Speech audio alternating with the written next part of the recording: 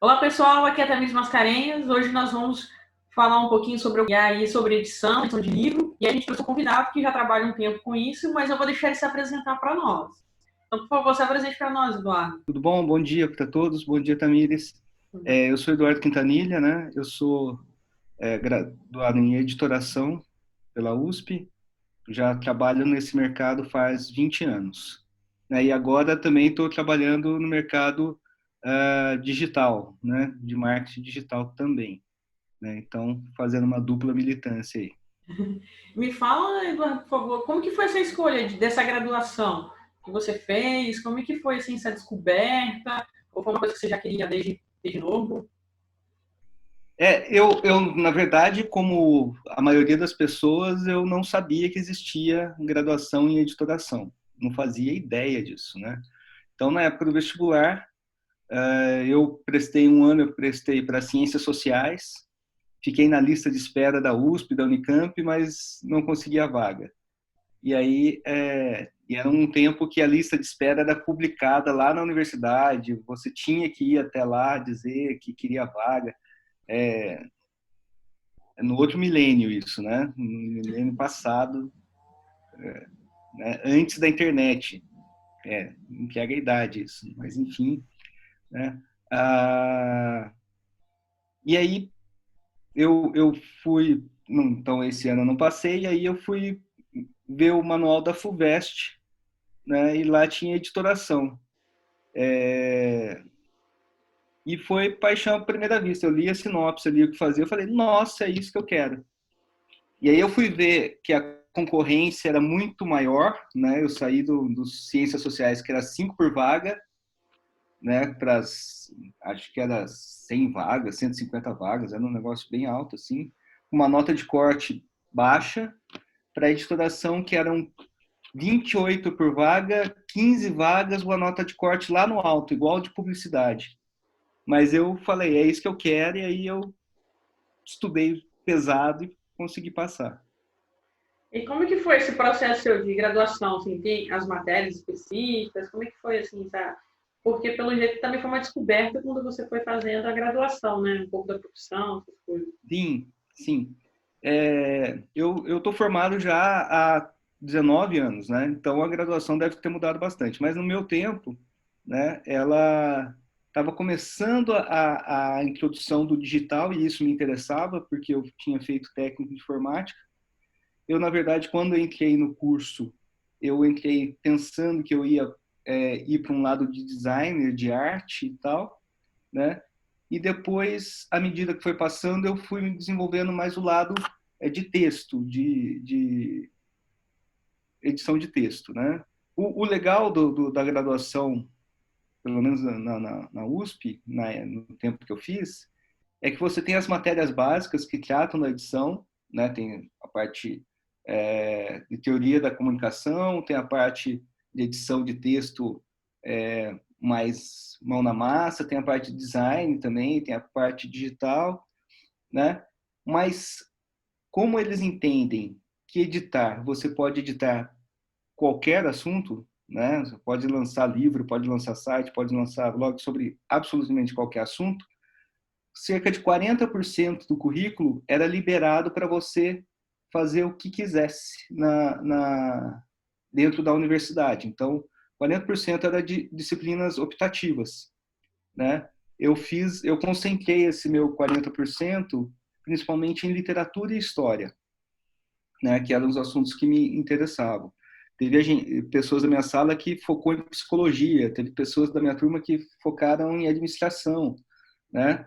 Então, cada um saía, era o mesmo curso, né? Mas cada um saía de um jeito ali, cada um saía especializado numa coisa, né? Eu acho legal isso, né? Dar essa abertura e te dar uma vivência universitária bem maior também, que também é outra coisa que a gente tem que aproveitar bastante no período certo. Com certeza, é bem versátil, né? Porque a maioria dos cursos você já tem aquela carga horária e geralmente as optativas são poucas, né?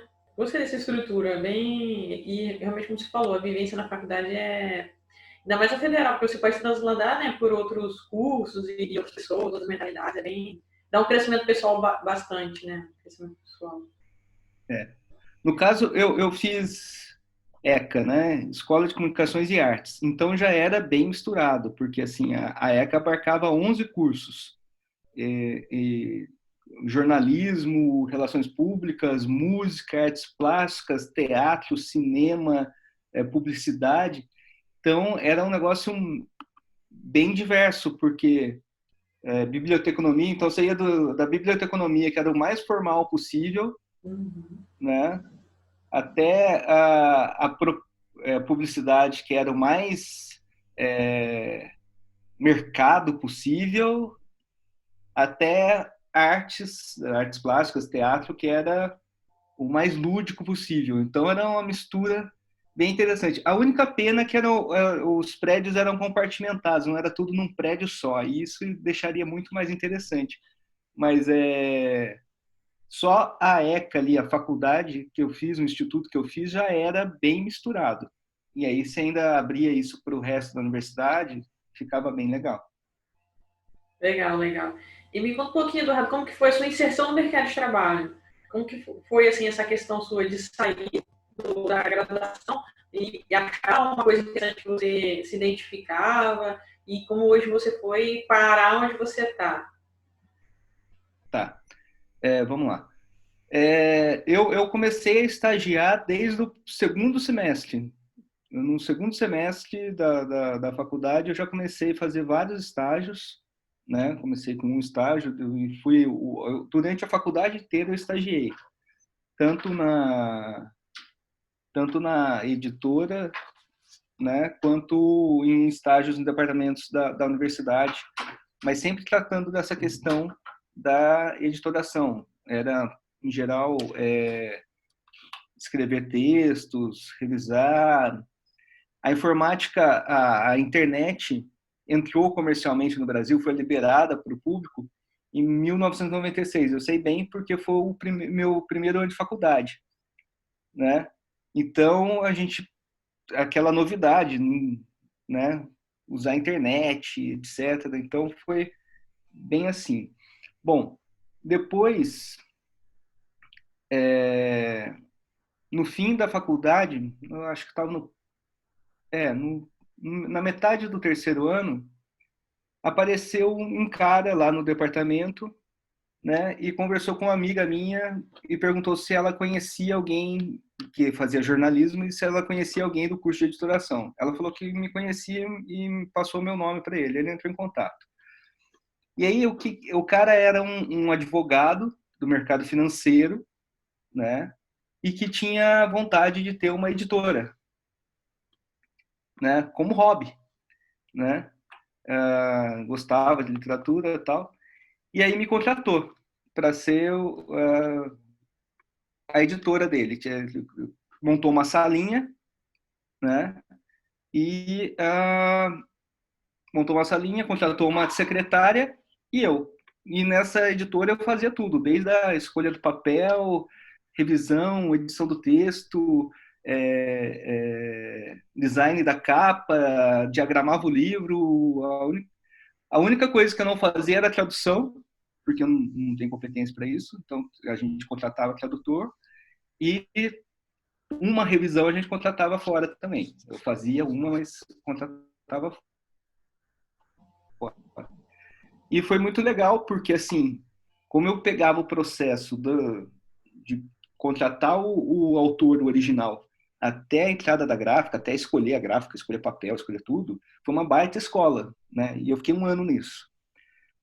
Depois, eu estava morando em São Paulo, não é a minha cidade, eu estava morando em São Paulo.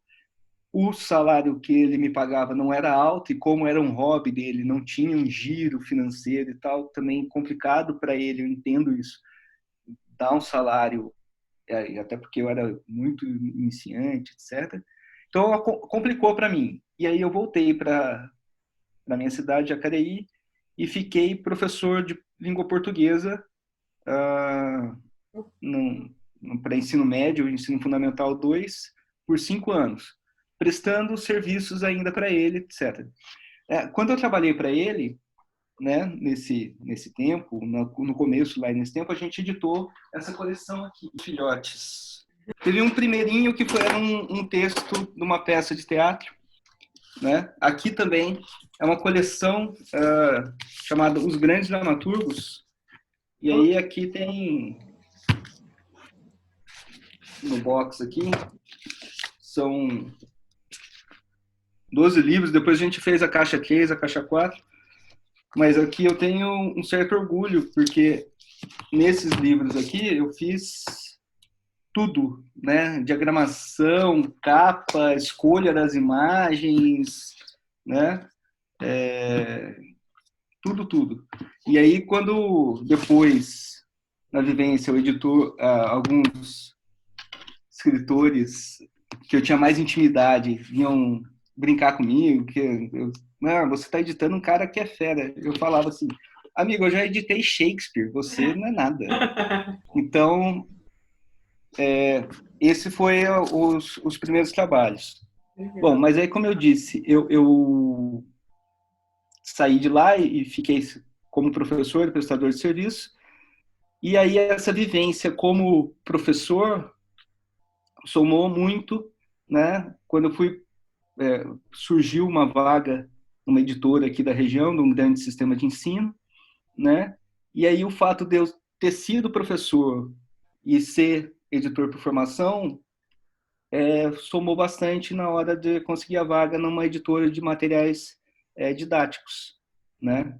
E aí eu entrei nesse mercado de livros didáticos, onde eu estou até hoje, né? Agora, bem recente, é que eu estou abrindo o leque para o mundo digital, do marketing digital.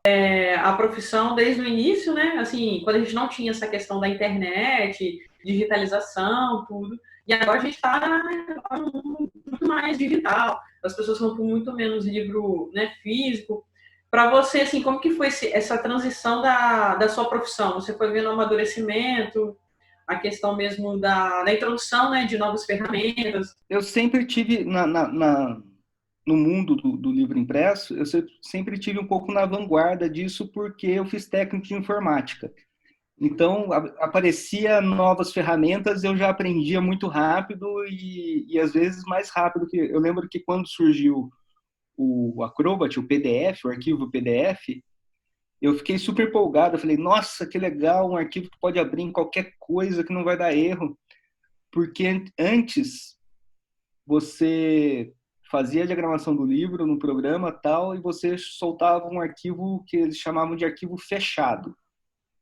É um formato de arquivo lá que é assim, para você imprimir um livro, você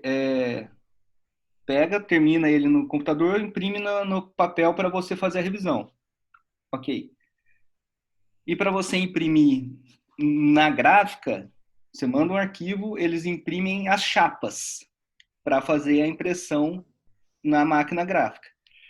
Acontece que a impressora de caseira que a gente usa, ou de escritório que a gente usa, não funciona no mesmo sistema da impressora da gráfica. Então, você fechava um arquivo para impressão caseira e a impressão da gráfica, e às vezes as coisas não eram compatíveis e dava erro. E no arquivo fechado, você fazia isso às cegas. Se desse erro na chapa, saía o livro com erro e pronto. E era comum dar esse erro. Quando veio o PDF, isso ficou resolvido. O que abria num, abria no outro, você podia ver e estava tudo certo. Só que no comecinho, quando lançou isso, as gráficas não adotaram isso de cara. Até porque isso exigia um investimento em equipamento pesado. Então, eu sofri mais com o atraso do resto da indústria do que com a transformação em si, né? À medida que o tempo foi passando, eu fui me adaptando às ferramentas, eu sempre tive facilidade de aprendê-las, né? E agora, com essa migração para o mercado de marketing digital e tal, isso sim é um mundo novo para mim. Isso daí eu estou tendo que estudar muito, aprender bastante, né?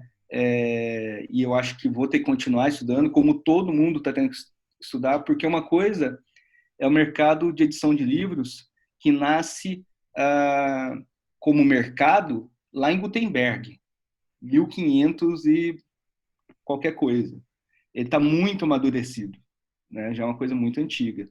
Agora, esse mercado de marketing digital, você começa ali com internet de escada em 96, né? Mas você só passa a ter uma internet decente, uma coisa que dê para navegar a partir da banda larga. Isso daí não tem 10 anos, né? Então, é um mercado muito incipiente que, assim, eu estou aprendendo, mas está todo mundo aprendendo. Ninguém sabe disso, né? E você comentou um negócio ali que as pessoas estão lendo menos livros. Impressionantemente, não. Impressionantemente, a venda de livros em nível global aumentou. As estatísticas aí do mercado estão mostrando um consumo maior de livros, né? E um consumo maior houve até uma certa queda na tendência do digital. Acreditava-se que o digital ia num crescente rápido e isso não aconteceu. A curva do digital deu uma caída, né? Continua crescendo, mas não no ritmo que se esperava, né? E o papel ganhou força de novo, né? O que mudou muito, muito fortemente é a distribuição, né? De toda maneira, isso não afeta a profissão de editor, né?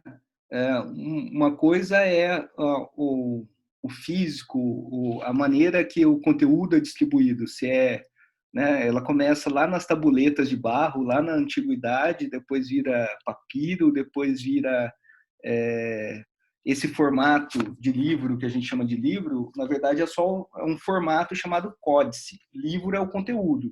Então, o conteúdo ele era livro de barro, livro de papiro, livro de pergaminho, livro de papel, né, no códice, e agora o livro digital, né, no Kindle, que é sensacional, eu tenho, é maravilhoso, né, na internet, etc. Então,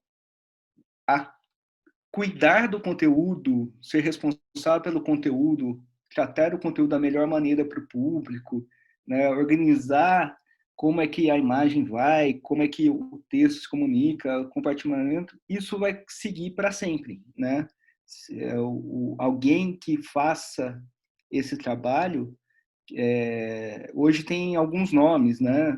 É editor, mas tem no mercado também chamando de design institucional, que basicamente é a mesma coisa, né? Tem no pessoal do marketing digital chama de copywriting, mesma coisa, né?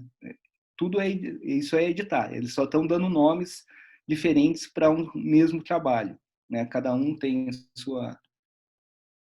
o seu nicho de mercado ali, aí cada um vai se familiarizar com uma linguagem, mas é a mesma profissão, a mesma função. Também que eu venho percebendo é que o preço do livro também mudou bastante, né? Por isso que às vezes a gente até compra o livro físico, né? Porque antigamente era muito mais Sim. caro e agora você vê muito mais promoção. E também é aquilo que você falou, a forma de venda também, né? Vê a Amazon, então, assim, o livro é muito mais barato, né? Então acaba dando um custo também um pouco maior, né? Isso o livro está mais barato, né? Mais acessível. Você tem esses sistemas da Amazon. A questão da internet possibilitou também um mercado global de impressão. Por exemplo, eu sei de editoras brasileiras que vão lançar livro no Brasil que fazem impressão na Tailândia, porque lá é mais barato, né? Então, você pega, hoje com a internet, né? Você pega, terminei o livro, vou imprimir.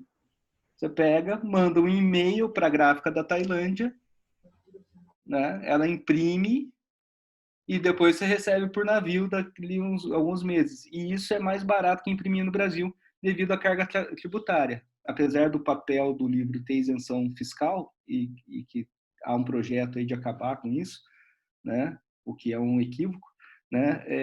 Ainda é mais barato imprimir lá fora do que aqui.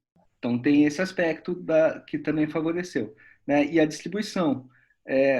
E o livro está crescendo, né, no consumo, apesar das livrarias estarem em sua grande maioria, quebrando, né? Principalmente as grandes, a Livraria Saraiva e a Cultura, quebraram, né? Qual é a maior dificuldade hoje você percebe na sua profissão?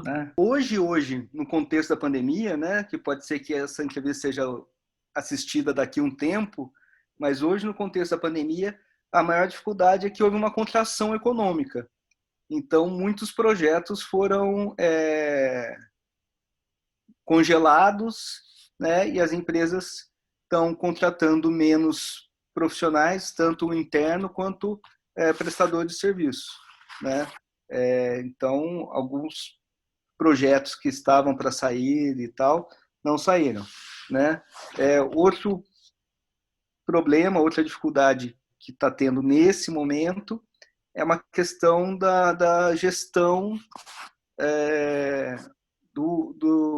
da educação em nível federal, né? Então, um motor fundamental para o mercado editorial é o PNLD, o Programa Nacional de Livros Didáticos, é a compra que o governo faz dos livros didáticos.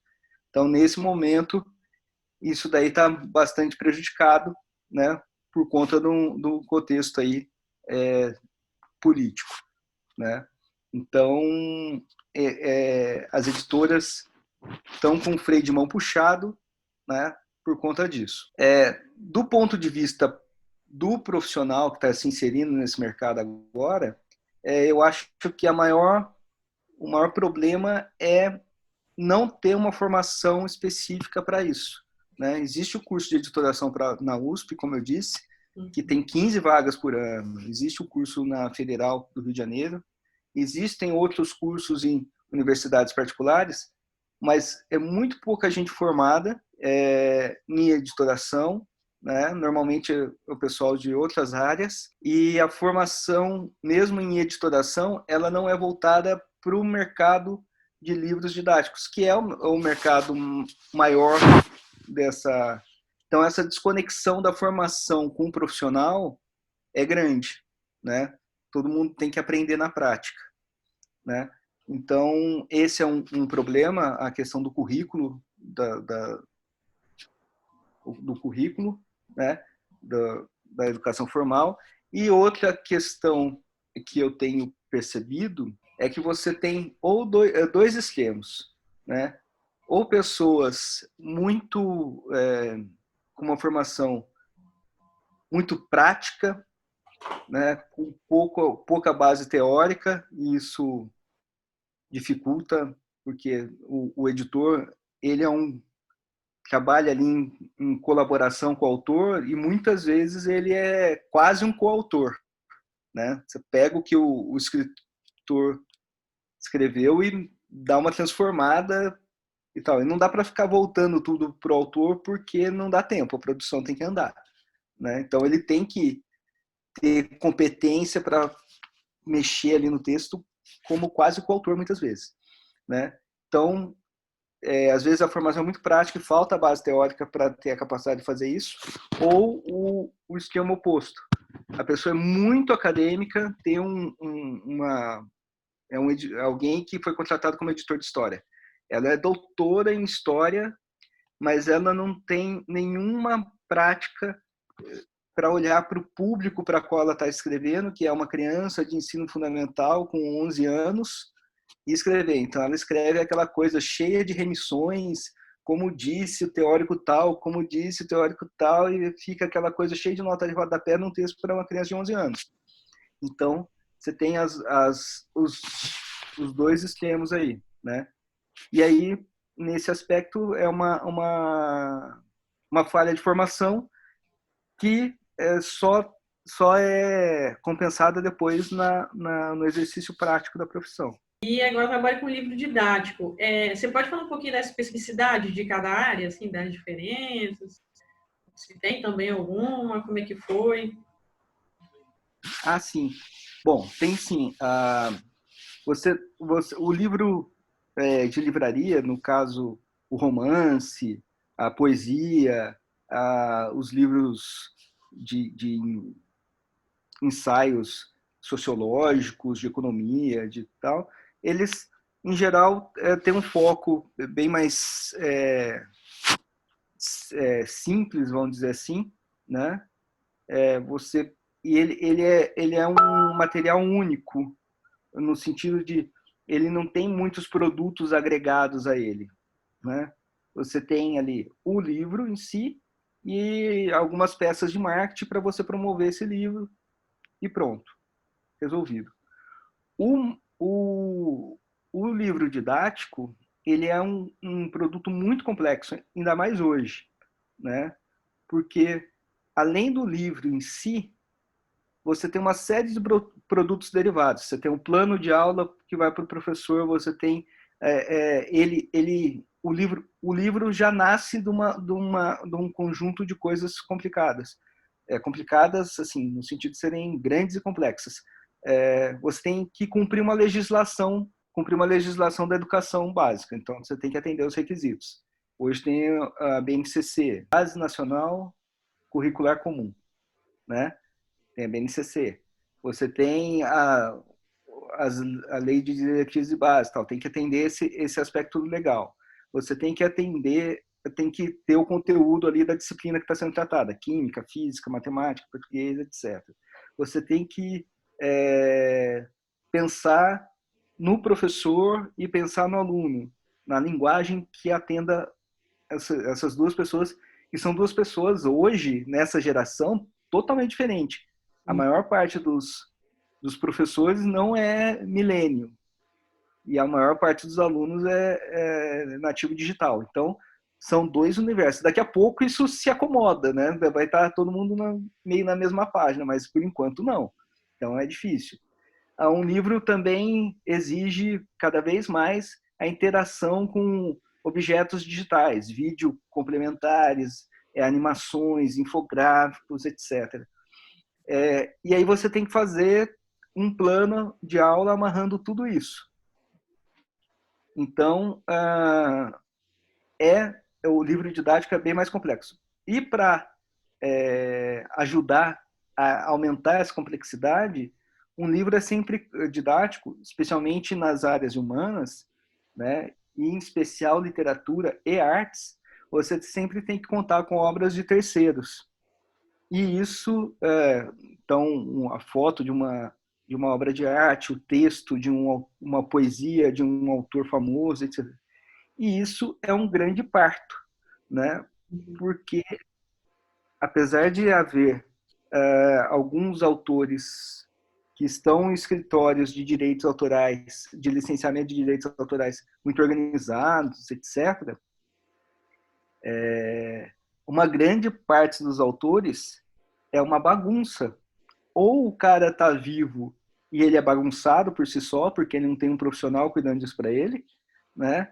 Ou o cara faleceu e os direitos autorais ainda estão valendo, né? Faleceu há menos de 70 anos e a família está se engalfinhando por esses direitos autorais. E aí você combina com um filho e o que você combina com o filho não vale, a outra filha não aceita e vira uma bola de neve e tal. E aí isso é muito complicado, porque você escreve toda a obra e fica ali meses de negociação e chega no momento que você fala assim, não, agora tem que fechar.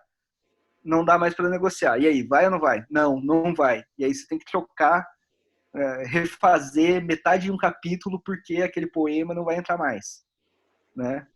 E há também os herdeiros que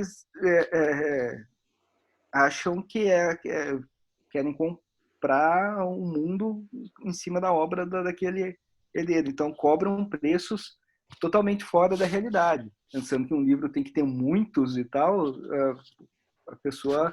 Eu não vou citar nomes aqui porque não é o caso, mas tem alguns autores nacionais de primeira ordem que vão desaparecendo. Eles vão ficar restritos ao mínimo necessário, a hora que ele vai só aparecer no livro a hora que você fala do nome dele, porque ele foi importante em determinado movimento, mas você não vai ter mais, como gostaria, colocar ali, tem uma abertura no capítulo de matemática que esse poema aqui, que o determinado autor fez, seria sensacional.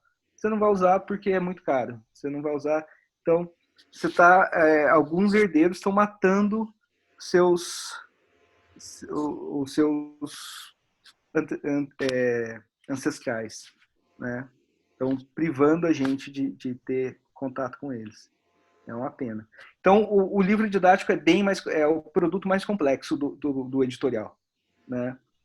A hora que você vai para esse mercado digital também, de marketing digital, também tem um conjunto sempre de produtos grandes. Você quer vender um determinado produto, seja ele em vídeo, seja ele em livro, seja ele tal, aí você tem que fazer um livro gratuito para servir como chamariz, você tem que fazer uma série de e-mails, você tem que escrever um blog, também é complexo, mas é uma linguagem mais direcionada, sempre mais do mesmo. O didático ele é mais amplo, ele abarca um grau diferente de idades, porque no didático você vai do infantil até o superior, né? E então a gama de idades é muito alta, e no marketing digital você só lida com adultos. Então já tem essa diferença. Sim, sim. E para você, qual é a maior satisfação que você tem de trabalhar nessa área? Que você olha assim, você fala, caraca, eu gosto tanto disso, assim, aquela coisa que é a motivação de continuar na profissão, de fazer essa atividade. Uma das motivações maiores que eu tenho nessa área é ter a certeza que eu estou fazendo um negócio do bem. Eu trabalho com educação, seja ela educação básica, seja superior, seja corporativa, seja marketing. É um negócio vendendo o meu trabalho, minha força de trabalho, para promover educação, para promover conhecimento. Isso, e mesmo no marketing digital, você também é isso. A pessoa compra um produto que você trabalhou nele porque ela quer melhorar a vida dela, porque ela quer crescer. Então, isso é uma satisfação muito grande, né? Saber que eu não estou... eu estou ajudando sempre nesse aspecto e não estou atrapalhando ninguém, né? O que eu faço não vai prejudicar nenhuma pessoa. Isso me motiva bastante, né? E o fato de eu gostar de aprender. Eu gosto de aprender. Então, você está sempre estudando, aprendendo e tal. As pessoas falam assim, nossa, seu serviço é parado, né? Você fica sentado o dia inteiro. É parado porque ela não está dentro da minha cabeça, né? Eu estou fisicamente sentado ali, mas a cabeça está... Num dia eu estou com Napoleão invadindo Portugal, outro dia eu estou na equação matemática, outro dia eu estou falando de lançamentos de mercados de produtos na internet, e é bem movimentado nesse aspecto. É sem rotina, né? Cada dia uma coisa diferente. Legal. Ninguém conhece, né? Editoração ninguém conhece. Meus pais demoraram muito para entender o que era. Assim, depois eu formado, trabalhando e tal. Você escreve livro? Não, não escrevo, não sou autor. Você imprime o livro? Não, não sou gráfico, eu sou editor, né? Eu trabalho entre essas duas pontas, transformando e tal. Então, as pessoas não conhecem, não fazem ideia, né? E aí fala, esse curso é novo. Não, não é novo. Ele nasceu na USP, ele começou em 1970, né? Junto com toda a universidade, quando foi inaugurada, o curso já estava lá desde o começo, né?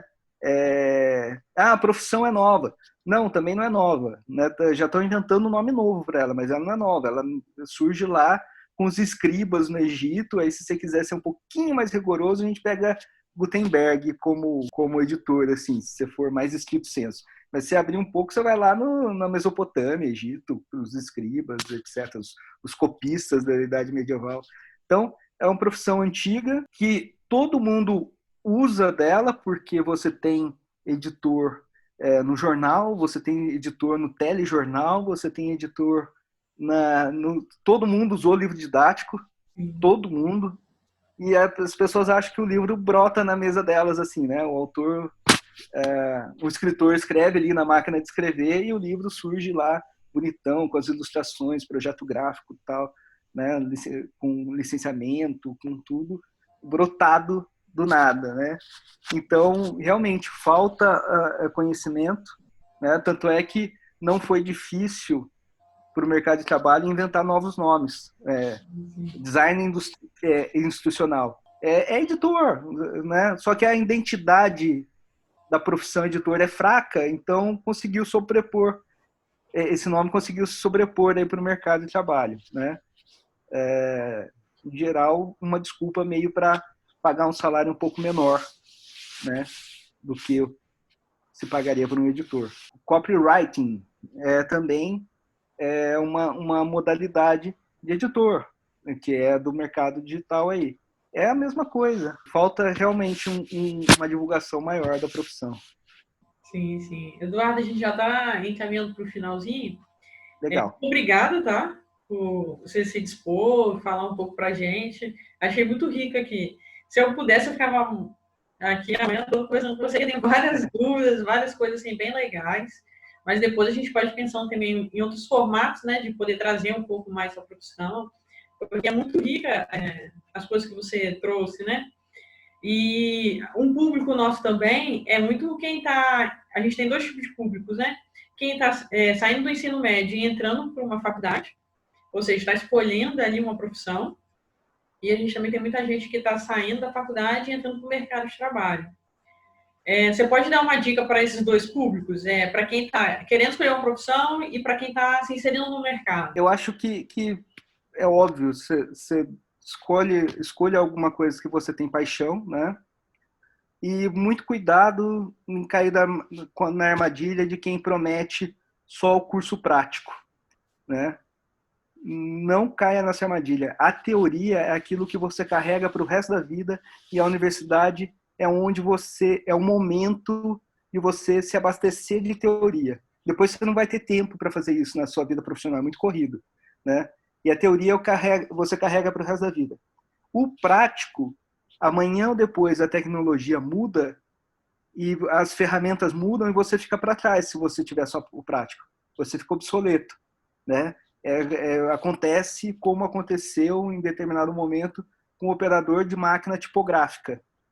Saiu a tipografia, entrou a máquina digital e aquele profissional ficou acabou, a profissão dele simplesmente desapareceu, né? Assim como a locadora de fitas desapareceu. Então, quem é só da prática fica à mercê da tecnologia e pode ser ruim. A teoria não, a teoria ela te carrega e você se adapta no resto da vida. Então, valorize a teoria durante a universidade, né? Para quem está saindo da universidade e vai buscar uma vaga no mercado de trabalho, né? No mercado de trabalho, em todos os mercados, vale muito o relacionamento, né? Conheça as pessoas, atenda as pessoas, seja solícito com as pessoas de forma desinteressada, de forma não ser automática. Mas o que eu vou ganhar com isso? Não precisa fazer esse cálculo o tempo todo, né? Porque à medida que você vai aumentando sua rede de relacionamentos, as oportunidades vão surgindo, né? E vão te levando sempre para frente. Então, se tiver que fazer um estágio gratuito e tiver condição, faça, né? Isso não quer dizer que eu estou falando para você se deixar explorar, de forma alguma, né? Tem que ser uma relação ganha-ganha, mas você cuide da sua rede de relacionamentos. A sua empregabilidade ela é importante, a rede de relacionamentos é que vai te dar isso. Quem quiser depois entrar em contato com o Eduardo, a gente vai deixar na descrição do vídeo os contatos dele, então pode entrar em contato com ele, conversar com ele, e também se quiser entrar em contato com a gente, pode ficar à vontade.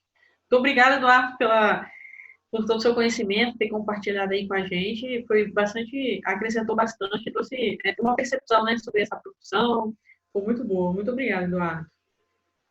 Obrigado também. Legal. Eu gostei. Abraço.